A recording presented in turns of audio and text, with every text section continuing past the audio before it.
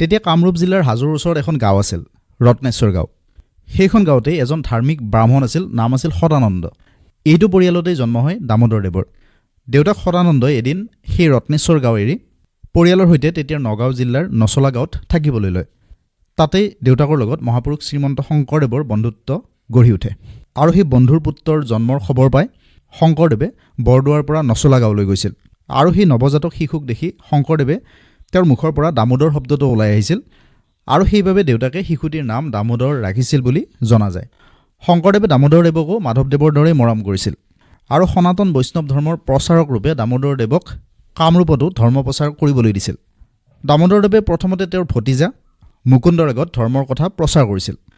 তাৰ পিছত ৰামৰাই নামৰ ব্ৰাহ্মণ এজনক শিষ্যৰূপে তেওঁ গ্ৰহণ কৰি ধৰ্মৰ জ্ঞান দান কৰিছিল।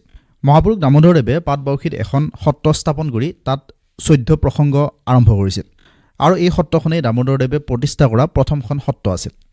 দামোদৰদেৱে পাটবাউসীত থকা সময়তেই বৈকুণ্ঠ নামৰ এজন ব্ৰাহ্মণ পণ্ডিতে দামোদৰদেৱৰ আদেশত ভাগৱত পাঠ কৰিছিল, আৰু সেই দামোদৰদেৱক গুৰু মানি বৈকুণ্ঠদেৱে শৰণ লৈছিল। এই পণ্ডিতজনেই হ'লগৈ ভট্টদেৱ।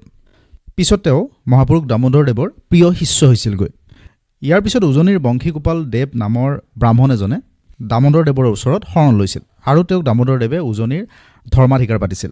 গুৰুৰ আদেশ পালন কৰি বংশীগোপালে উজনি অসমত সত্ৰ স্থাপন কৰিছিল আৰু মানুহৰ মাজত বৈষ্ণৱ ধৰ্মৰ প্ৰচাৰ কৰিছিল।